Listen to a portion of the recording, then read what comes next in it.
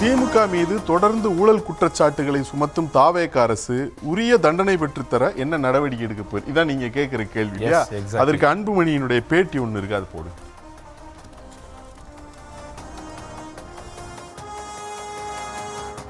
இதெல்லாம் நிறைய ஊழல் நடந்திருக்குது.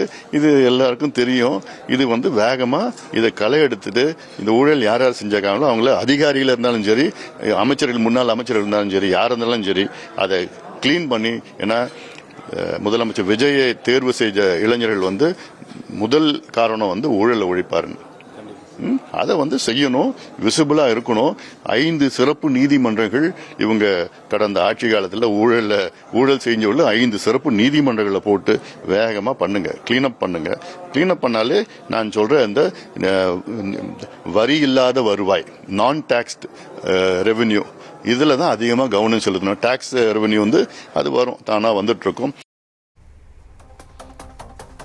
சொல்லுங்க, உரிய தண்டனை பெற்று தர என்ன நடவடிக்கை எடுக்க? அதான் சார், இப்போ என் பாயிண்ட்டுக்கு வலு சேர்க்கிற மாதிரி அன்புமணி அவர்கள் சொன்னதுலேருந்து எனக்கு எடுத்துக்கிறேன். அவர் என்ன சொல்றாருன்னா, அந்த பேட்டியில் தாவேக அரசு ஆரம்பத்தில் ஊழலை ஒழிப்பதற்கு படுஜோரா வேலை பார்த்துட்டு இருந்தாங்க. ஆனா இப்ப பாத்தீங்க அப்படின்னா ராஜேஷ், நான் தெரிக்கல, போட்டு பார்க்கலாமா? திரும்பவும் பார்க்கலாமா? புரியல, என்ன போட்டு பார்க்கலாமா? வீடியோ போட்டு பார்க்கலாமா? அதுல என்ன வீடியோ போட்டு? அவர் சொன்னதை நான் சொல்றேன் சார். அவர் சொன்னது அப்படி வார்த்தை வேணா நான் மாத்திட்டேன். சொன்னது பொருளா தான். தாவேக அரசு வந்த புதிதில் ஊழலை ஒழிக்க சிறப்பாக செயல்பட்டு கொண்டிருந்தார்கள். ஆனால் தற்போது அவர்களிடம் சுணக்கம் இருக்கிறது, அவர்களிடம் வேகம் இல்லை, இந்த வேகம் பத்தாது அப்படின்னு தெளிவா சொல்லியிருக்காரு. நான் சவால் விடுறேன், போட்டு பார்க்கலாம் திரும்ப வீடியோவை.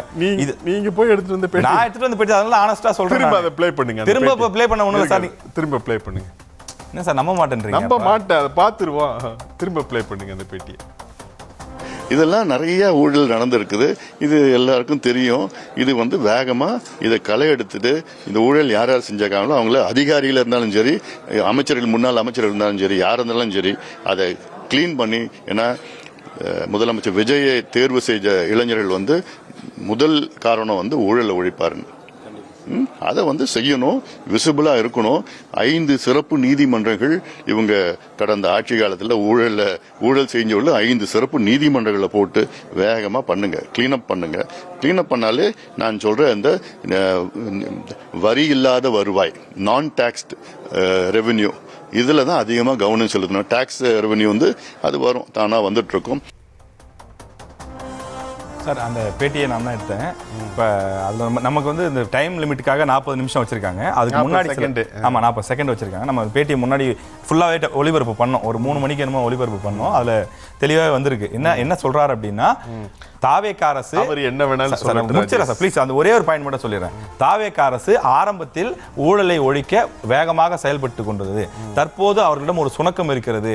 இந்த வேகத்தில் சென்றால் அந்த ஊழலை ஒழிக்க முடியாது, இன்னும் ஸ்பீடப் பண்ணுங்க, அப்படி பண்ணலன்னா நாங்க பண்ண வைப்போம் அப்படின்னு சொல்லி அவர் அந்த பிரஸ் மீட்ல சொல்றாரு. அதையுமே கணக்கில் எடுத்துக்குவோம். அவர் என்ன உண்மையா சொன்னார் சார், நான் போய் சொல்றேன். ஓகே, அவர் அன்புமணி என்ன சொல்றாருன்னா, தாவேக தலைமையிலான அரசு ஆட்சி பொறுப்பில் அமர்ந்திருக்கிறது, இளைஞர்கள் அவர்களுக்கு வாக்களித்திருக்கிறார்கள், அதுக்கு முதல் காரணம் ஊழல் ஒழிப்பு. அந்த ஒரு பாயிண்ட்டை சொல்றாரு. சரி, ஊழல் எப்படி ஒழிக்கிறது அல்லது இந்த ஊழல் மீதான எப்படி நடவடிக்கைகள் எடுக்கிறதுங்கிறது குறித்து அவர் நல்ல அருமையான கருத்துக்களை சொல்றாரு. என்னன்னா, முதல்ல நீங்க அதிகாரிகளை அடையாளம் காணுங்க, இதற்கு துணை போகக்கூடிய அதிகாரிகளை அடையாளம் காணுங்கள். அதன் பிறகு இதற்காகவே ஊழல் தடுப்பு நீதிமன்றங்கள் இருக்கு, அந்த நீதிமன்றங்கள் மூலமாக சட்ட நடவடிக்கை எடுங்கள், விரைவுபடுத்துங்கள் என்று அவர் சொல்கிறார். கூடுதலாக 5 புதிய நீதிமன்றங்களை கொண்டு வர சொல்றாரு. அதாவது பாருங்க, கடந்த 5 ஆண்டு கால திமுக ஆட்சியில் 6 லட்சம் கோடி ரூபாய் அளவுக்கு ஊழல் செஞ்சிருக்காங்க. அதாவது அவர் சொல்றாரு 6 லட்சம் கோடி அளவுக்கு ஊழல் பட்டியலிடுறாரு. மணல் ஊழல், நெடுஞ்சாலைத்துறை ஊழல், பொதுப்பணித்துறை ஊழல், இப்படி வரிசையா பட்டியலிடுறாரு. நகராட்சி துறை, நீர்வளத்துறைன்னு நிறைய.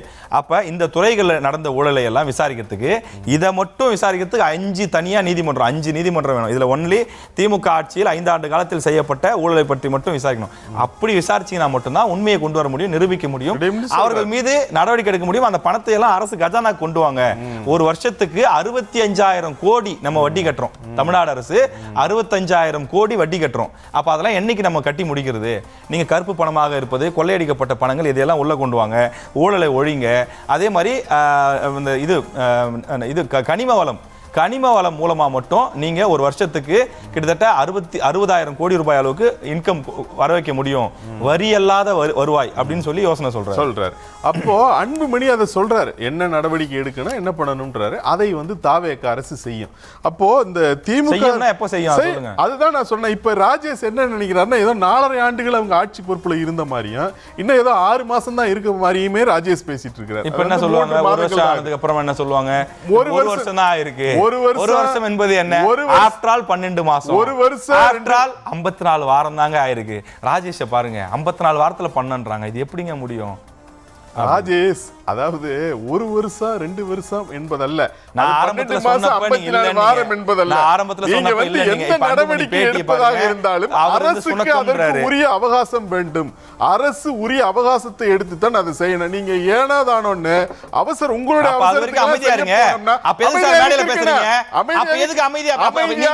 நீங்க போனீங்கன்னா என் கட்சி தலைவர் நல்லவரே, என் கட்சி தலைவர் நல்லவரே, என் கட்சி நல்லது செய்ய வந்திருக்கு, எங்க எம்எல்ஏ எல்லாம் ரொம்ப நல்லவங்க, பரிசுத்தமானவர்கள், எங்க எம்எல்ஏக்கள் நல்லா சிறப்பா செயல்பட போறாங்க, நாங்க 10th plus 2 மாணவர்களுக்கு எல்லாம் பரிசு கொடுக்க போறோம், வரக்கூடிய சட்டமன்றத்துல நாங்க எழுந்து பேச போறோம், நாங்க இதெல்லாம் பேச போறோம், நாங்க போன வாரம் இதுக்கு போயிட்டு வந்தோம், அடுத்த வாரம் அந்த தொகுதிக்கு சாக்கடை எல்லாம் கிளீன் பண்ண போறோம், நல்ல சுகாதாரமான குடிநீர் கொடுக்க போகிறோம் மாணவர்களுக்கு. இப்ப ஏதாவது உருட்டுங்க, எதுக்காக நீங்க வந்து திமுகவோ அதை உருட்டுன்ற? ஆமா சார், இப்ப பின்ன என்ன சொல்லுவாங்க, நீங்க அதாவது இப்ப ரகுமான் சார் வந்து என்கிட்ட 100 ரூபாய் எடுத்தாரு நான் சொல்றேன். இப்ப ரகுமான் சார் என்கிட்ட 100 ரூபாய் எடுத்துட்டாருன்னு நான் சொல்றேன். என்னை கூப்பிட்டு கேட்க அதுதான் அப்படின்னா, இப்ப போலீஸ் வராங்க, என்கிட்ட முதல்ல 100 ரூபாய் வச்சிருந்தாங்கிறதுக்கு ஆதாரம் வேணும். ஒண்ணு, என்கிட்ட இருந்து எடுத்தாருங்கிறதுக்கு நான் ஆதாரம் கொடுக்கணும். அப்படி இல்லைன்னா நான் எப்படி சொல்ல முடியும்? அதாவது எப்படி சொல்ல முடியும்? இதுதான் இந்த சட்ட ரீதியான நடைமுறைகள். இதற்குத்தான் அந்த அவகாசம் வேண்டும், அதற்கு உரிய அவகாசம் வேணும், ஏனோதான நடவடிக்கை எடுக்க முடியாதுங்கிறதான் பாயிண்ட். ஆனா மக்கள் மன்றத்துல இவர்கள் செய்த தவறுகளை சுட்டி அது எதுக்கு அமைதியா இருக்குன்னு கேக்குறேன். அப்புறம் என்ன ஜனநாயகம், அப்புறம் என்ன மக்கள் மன்றம், அப்புறம் என்ன தேர்தல், அது இல்லாம எப்படி இருப்பாங்க? இல்லங்க, நீங்க அவரை என்ன சொல்ல வர்றாருன்னா, எல்லாரும் அவங்க அப்படி அமைதியா இருந்துக்கிட்டாங்க, நல்லதானே, வசதியா போச்சு தானே, அப்படி அவர் சொல்ல வர்றாரு. அப்படி அமைதியாக இருக்க முடியாது. கால உள்ளாட்சி தேர்தல், இடைத்தேர்தல் நோக்கத்திற்காக இது போன்ற கேள்வி கேட்க மாட்டாங்களா? ராஜேஷ் தொடக்கத்திலிருந்து வந்தது இதுதான். இந்த கடைசி அந்த பாயிண்ட் வந்துட்டார். என்னன்னா, அவங்களுக்கு ஒரு உள்நோக்கம் இருக்குன்னு இவர் ஒரு அவதூறு பண்றாரு. அதாவது ஒரு அரசு வந்து வீட்டுக்கு அனுப்பப்பட்டிருக்கிறது, அந்த அரசில் ஊழல் முறைகேடுகள் நடந்திருக்கிறது என்று சகல தரப்பினரும் குற்றம் சாட்டி இருக்கிறார்கள். அதுல பலர் பலவிதமான ஆவணங்களையோ அல்லது ஆதாரங்களையோ அல்லது அமலாக்கத்துறைக்கோ கூட கொடுத்திருக்கிறார்கள். எவ்வளவோ இருக்கு. இவ்வளவுலாம் இருந்தாலும் கூட ராஜேஷ் என்ன சொல்ல வர்றாருன்னா, இந்த உள்ளாட்சி தேர்தல் அதன் மக்கள் ஏற்றுக்கொண்டு அந்த ஆட்சியை வீட்டுக்கு அனுப்பி இருக்கிறாங்க. நாம கண்கூடாக பார்க்கிற ஒரு உண்மையாகவும் அது இருக்கிறது. அமைச்சர்கள் மேல ஏற்கனவே இருந்த சில வழக்குகள்ல தண்டிக்கப்பட்ட கதை இல்லாம இருக்கு. இப்ப பொன்முடி மேல சொத்து குவிப்பு வழக்குல வந்து 3 ஆண்டு சிறை தண்டனை கூட விதிச்சாங்க. செந்தில் பாலாஜியோட கதை என்ன, எவ்வளவோ இருக்கு. ஆனா ராஜேஷ் என்ன சொல்ல வர்றாருன்னா, அந்த முழு பூசணிக்கை மொத்தமா சோத்துல போட்டுட்டு திமுக என்பது ஒரு தூய கட்சி, அதுல எந்த விதமான ஊழலுமே நடக்கல, நீங்க ஏன் அதை சொல்றீங்கன்னு கேக்குறாரு.